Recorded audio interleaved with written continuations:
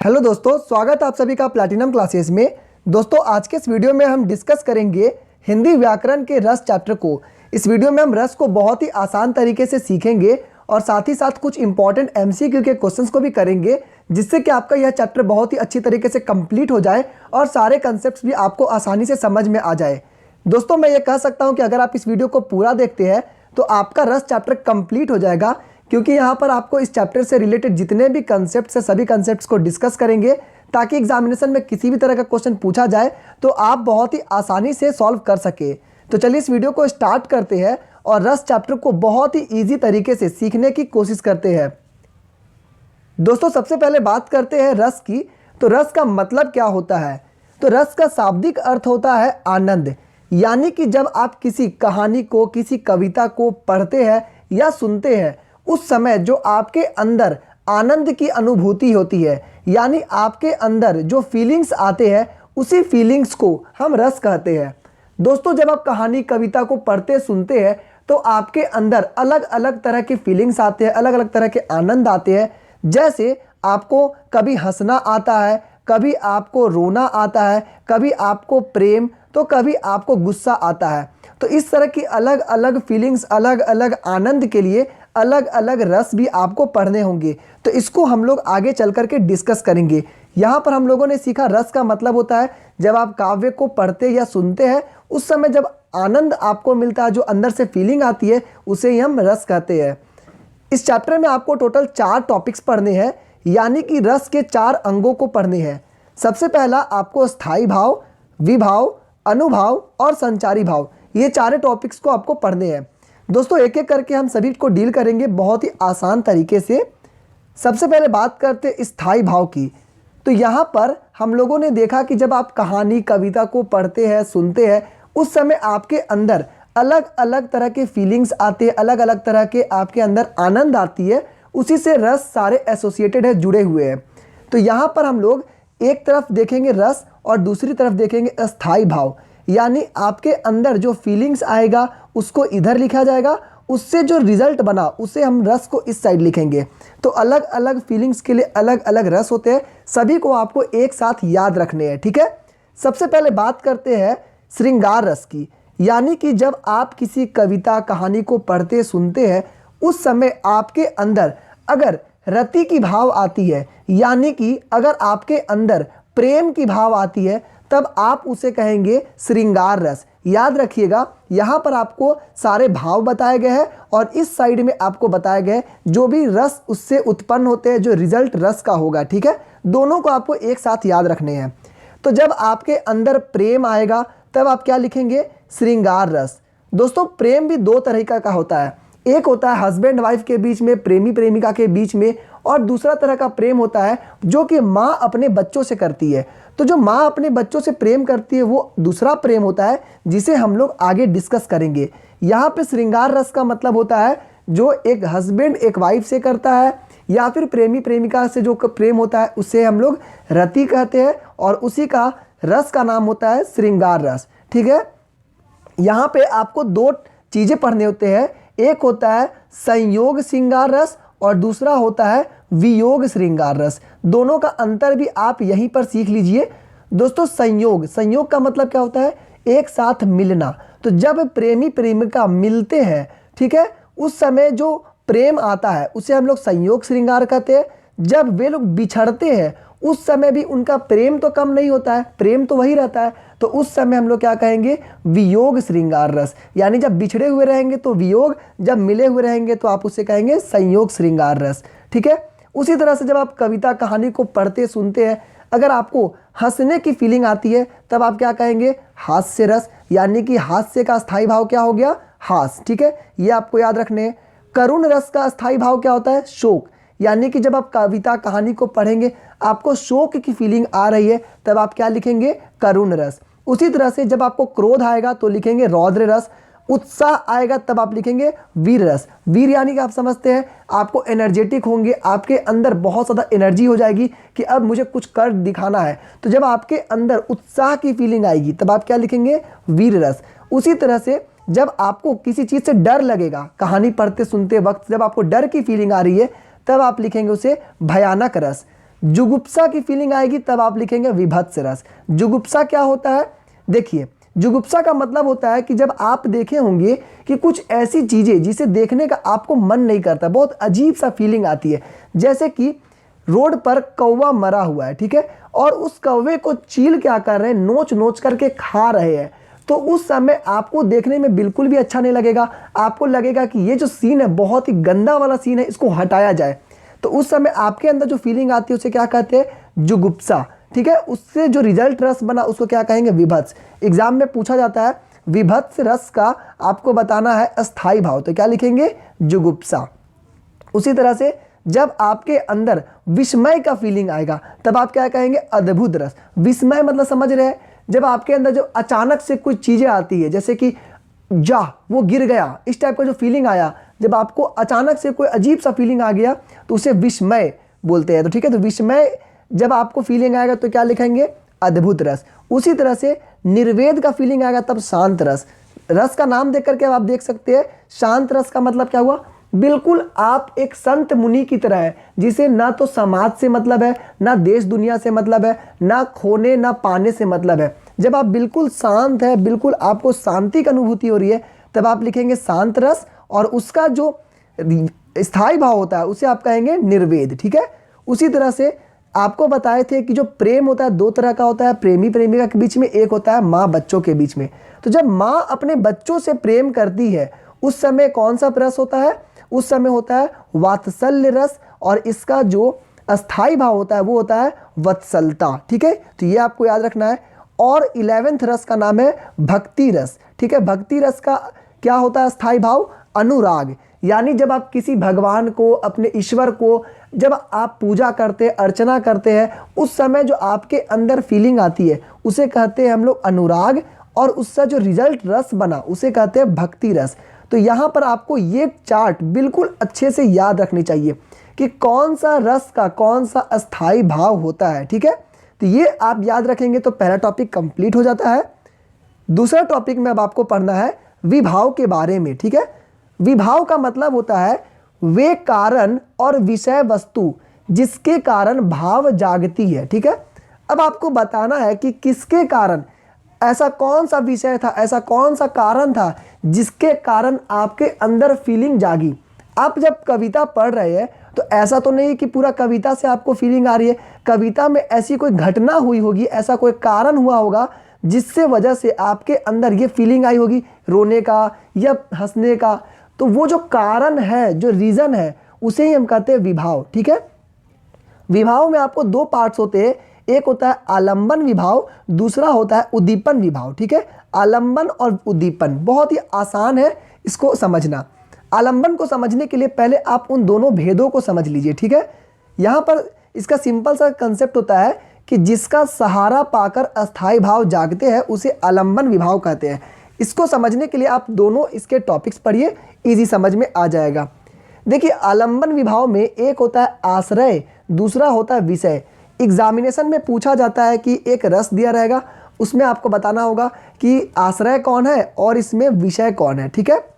तो बहुत ही easy concept में आप समझिए इस बात को कि आलंबन विभाव से जो क्वेश्चन पूछा जाते हैं आश्रय और विषय के, उसे कैसे बनाएंगे। तो जिस व्यक्ति के मन में भाव की उत्पत्ति होती है उसे आश्रय कहते हैं, ठीक है। जिस व्यक्ति के मन में भाव, यानी कि जो भी कहानी पात्र के मन में जो भाव आ रहे हैं, ठीक है, जिस व्यक्ति के मन में वो जो भाव आ रहे हैं, फीलिंग्स आ रहे हैं, उसे हम कहेंगे आश्रय, ठीक है। और जिस चीज़ के लिए भाव आ रहे हैं उसे क्या कहेंगे? विषय। बहुत ही सिंपल सा कंसेप्ट है, जिसके मन में आ रहे हैं उसे आश्रय, और जिस चीज़ के लिए, जिस सामान के लिए आ रहे हैं उसे कहेंगे विषय। तो ये दो टॉपिक आपको याद रखने हैं। उसके बाद आते हैं उद्दीपन विभाव, ठीक है। तो उद्दीपन विभाव भी इसी से जुड़ा हुआ है। पहला हो गया जिस व्यक्ति के मन में, जिस चीज़ के लिए, और उद्दीपन का विभाव का मतलब होता है कि जिन परिस्थितियों को देख करके विभाव आया है। यानी कि एक एग्जाम्पल, जैसे कि कहानी में चांदनी रात है, वहाँ पर कोकिल है, कोकिल कूजन है, एकांत जगह है, इस तरह के जो सिचुएशन आ रहा है, उस सिचुएशन को देख करके जब आपके भाव आ रहे हैं तो उस सिचुएशन को हम क्या कहेंगे? उद्दीपन विभाव, ठीक है। तो तीन चीज़ें यहाँ पर देखिए, जिसके मन में आता है आश्रय आलंबन विभाव के होंगे, जिस चीज़ के लिए उसे विषय, और उद्दीपन विभाव का मतलब हो गया कि जिस सिचुएशन को देख करके आपके अंदर भाव आए हैं। ठीक है, तो यहाँ पर आपका दोनों टॉपिक्स क्लियर हो गए। नेक्स्ट बात करते हैं अनुभाव के। अनुभाव का मतलब होता है कि वे गुण और क्रियाएं जिनसे रस का बोध होता है। ठीक है, जैसे कि जब आपको अंदर रस आए, जब आपके अंदर श्रृंगार रस आया या फिर हास्य रस आया, तो उस समय दूसरे लोग को कैसे पता चलेगा कि आपके अंदर उस रस की उत्पत्ति हुई है। ठीक है, जैसे आप किसी कहानी कविता को पढ़ रहे हैं तो मुझे कैसे पता चलेगा कि आपके अंदर कौन सा रस जागा हुआ है, तो हम आपके हाव भाव को देखेंगे। जैसे कि आप चुटकुला सुनकर के हंस दिए, इसका मतलब क्या हो गया, वहाँ पर हास्य रस चल रहा है। ताली बजा रहे हैं, उससे आपको कुछ हिंट्स मिल रहा है। तो जब जिसके अंदर रस की उत्पत्ति होती है, हम उस व्यक्ति को देखते हैं कि उनकी जो क्रियाएं हैं, उनके जो गुण है, वे क्या काम कर रहे हैं जिससे कि उनका रस का पता चलता हो, उसे ही हम कहते हैं अनुभाव। ठीक है, याद रखिएगा। नेक्स्ट बात करते हैं संचारी या व्यभिचारी भाव। ठीक है, संचारी भाव का मतलब क्या होता है, देखिए ये एक ऐसा रस होता है जो कि पानी की बुलबुले की तरह होता है। क्वेश्चन एग्जाम में पूछा जाता है ऐसा कौन सा भाव है जो बहुत ही कम समय के लिए आता है और तुरंत ही हट जाता है। ठीक है, तो ये संचारी जो भाव होता है वो होता है पानी के बुलबुले की तरह, यानी कि तुरंत आए तुरंत हटा। ठीक है, जैसे कि एक चुटकी भर में तुरंत आपको ऐसा लगा कि हंसी आया, तुरंत रोना आ गया। इसका मतलब क्या हो गया कि वो जो भाव थे वो आपका अस्थाई नहीं थे, वो भाव आपके 2 सेकंड के लिए आए, 2 सेकंड में चले गए, तो वे भाव को क्या कहेंगे, संचारी भाव। ठीक है, तो यहाँ पर आपके चारों टॉपिक्स क्लियर हो गए। कुछ डाउट्स हुआ होगा तो आप अगर इस वीडियो को दोबारा से रिवाइंड करके देखेंगे तो सारे टॉपिक्स फिर से क्लियर हो जाएंगे। ठीक है, यहाँ पे 3 बातों को आपको बहुत ही अच्छे से याद रखनी है, इसलिए मैं इसे नोट में लिखा हूँ। सबसे पहला, श्रृंगार रस को रस राज या रसपत्ति कहा जाता है। ठीक है, एग्जामिनेशन में डायरेक्ट क्वेश्चन पूछा जाता है किस रस को रस राज कहा जाता है, तो क्या कहेंगे, श्रृंगार रस को रस राज कहा जाता है। ठीक है, श्रृंगार रस के व्यापक दायरे में वत्सल रस और भक्ति रस आते हैं। अभी आपको बताए थे प्रेम इसमें भी होता है, इसमें भी प्रेम होता है, वत्सल रस में भी, यहाँ पे प्रेमी प्रेमिका और यहाँ पे माता अपने बच्चों से। तो श्रृंगार रस के अंदर भी तो ये प्रेम आ सकता है, और श्रृंगार रस के अंदर भक्ति रस भी आता है। बहुत जगह पे ऐसे देखा गया है कि जब आप भगवान से भी तो प्रेम करते हैं, आप अपने भगवान से भक्ति करते हैं, इसका मतलब आप भगवान को प्रेम भी कर रहे हैं। तो इस तरह से श्रृंगार रस के अंदर वत्सल रस भी आ जाता है और भक्ति रस दोनों आता है। तो एग्जामिनेशन में आपसे पूछा जाता है कि कौन से 2 रस है जो आपके श्रृंगार रस के अंदर में आ सकते हैं, तो वत्सल और भक्ति रस। तो इन दोनों रस को अगर आप एक जगह लिख देते हैं तो इसका मतलब क्या हो गया, टोटल रस की संख्या कितनी हो गई, 9 हो गई। तो एग्जामिनेशन में जब भी पूछा जाएगा रस की संख्या कितनी है तो आपको 9 लिखना है। वैसे आपने 11 पढ़ा, लेकिन इसे सटीक तौर पे 9 कहना ज़्यादा अच्छा रहेगा। ठीक है, चलिए आई होप कि आप लोगों को सारे टॉपिक्स अच्छे से क्लियर हो गए होंगे, सारे टॉपिक्स को बहुत ही आसान तरीके से समझे हैं। अब एक एक करके कुछ MCQ के क्वेश्चंस को सॉल्व करते हैं, जिससे कि आपका टॉपिक और भी अच्छे से क्लियर हो जाएगा। दोस्तों अगर आप हमारे चैनल पर नए हैं तो प्लीज़ सब्सक्राइब कर लीजिए। आने वाले समय में आपको इस तरह के बहुत ही अच्छे कंसेप्चुअल वीडियोस देखने को मिलेंगे, जिससे कि आपके पूरी तैयारी बहुत ही अच्छे से हो जाएगी इस साल की। ठीक है, तो चलिए इस चैनल को सब्सक्राइब जरूर कर दीजिए और वीडियो पसंद आ रहा हो तो लाइक करिएगा। दोस्तों अब आगे डिस्कस करते हैं कुछ MCQ के क्वेश्चंस को। यहाँ पर सबसे पहला क्वेश्चन है, विस्मय का अस्थाई भाव क्या है। ठीक है, अभी आपको पढ़ाए थे विस्मय, तो विस्मय का अस्थाई भाव क्या हो गया, इसका हो जाएगा अद्भुत। ठीक है, जो चार्ट आपको हमने पढ़ने के लिए दिया था उस चार्ट को बिल्कुल याद कर लीजिए, डायरेक्ट क्वेश्चन पूछे जाते हैं। तो विस्मय का क्या हो गया, अद्भुत। नेक्स्ट बात करते हैं सर्वश्रेष्ठ रस किसे माना जाता है। तो अभी हम लोगों ने देखा कौन सा रस सबसे ज़्यादा बेस्ट होता है, रसराज कहा गया, उसे रसपति कहा गया, सबसे हेड कहा गया, तो उसे हम कहते हैं श्रृंगार रस। श्रृंगार रस को क्या कहा जाता है, रस का राजा। ठीक है, नेक्स्ट है एक यहाँ पर कविता का कुछ लाइन दिया गया है, इसे आपको देख के बताना कौन सा रस है। ठीक है, मैं कविता पढ़ता हूँ, उसके बाद आपको भी क्लियर समझ में आ जाएगा। यहाँ पर है, प्रियपति वह मेरा प्राण प्यारा कहाँ है, दुख जल निधि डूबी सहारा कहाँ है। दोस्तों जब आप इस लाइन को पढ़ रहे हैं तो आपके अंदर क्या समझ में आ रहा है, सबसे पहले तो आपको पोयम समझना है। तो पोयम कह रहा है, प्रियपति वह मेरा प्राण प्यारा कहाँ है, दुख जल निधि डूबी सहारा कहाँ है। यानी कि इसमें आप देख रहे हैं कि कोई लड़की है जो कह रही है कि मेरे प्राण प्यारा कहाँ पर है, जो मेरे पति है वो मेरे प्राण प्यारा कहाँ चले गए, दुख जल निधि डूबी सहारा कहाँ है, जो मुझे दुख में मेरा सहारा देते हैं वे मुझे मेरे कहाँ गए। यानी कि क्या हो रहा है यहाँ पर, एक शोक है, उसके जो पति है वो कहीं चले गए, हो सकते हैं कि अब इस दुनिया में नहीं रहे होंगे।